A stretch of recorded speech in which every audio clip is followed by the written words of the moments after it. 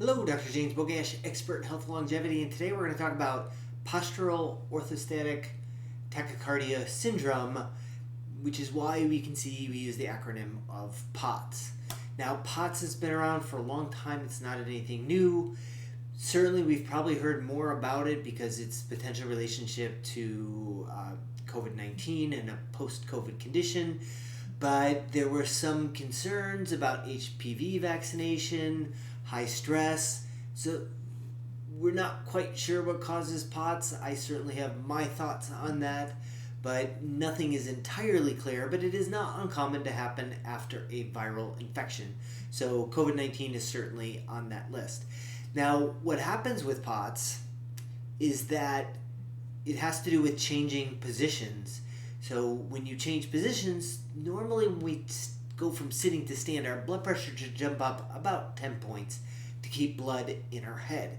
If that doesn't happen, we don't get enough blood to the brain, and the body panics, and it can do things like raise heart rate, hence the name tachycardia, to speed up heart rate to get blood flow to the brain. Now, before we go into this particular study, make sure you like this video, share it with somebody who you think needs information, and subscribe to the channel.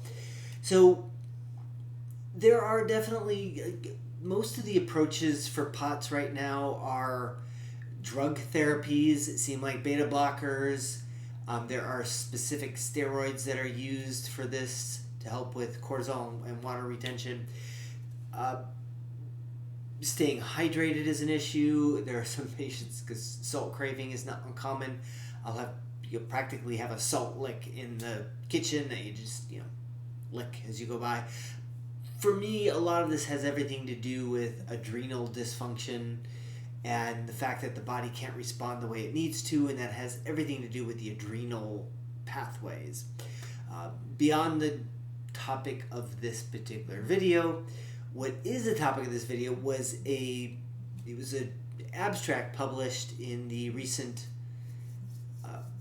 American Cardiology Association, their annual meeting, and this had to do with time-restricted eating and POTS symptoms.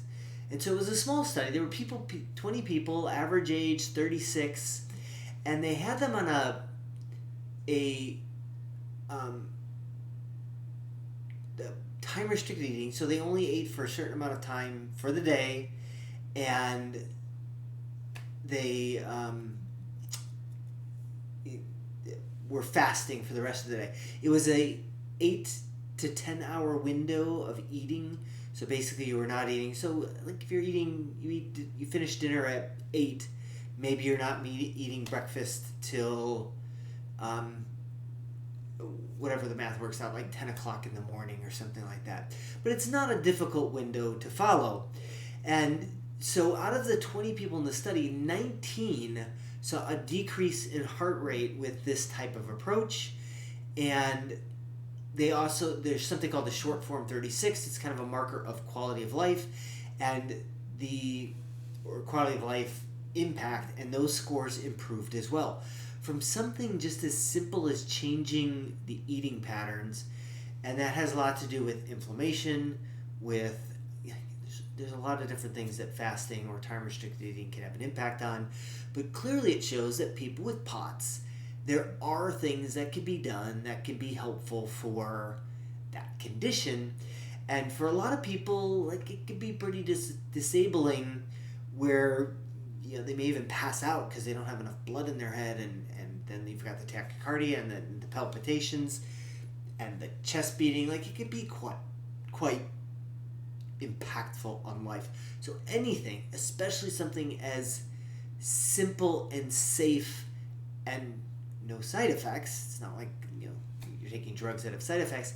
This is just a matter of changing the way that you're eating. Having an impact on POTS symptoms is pretty significant.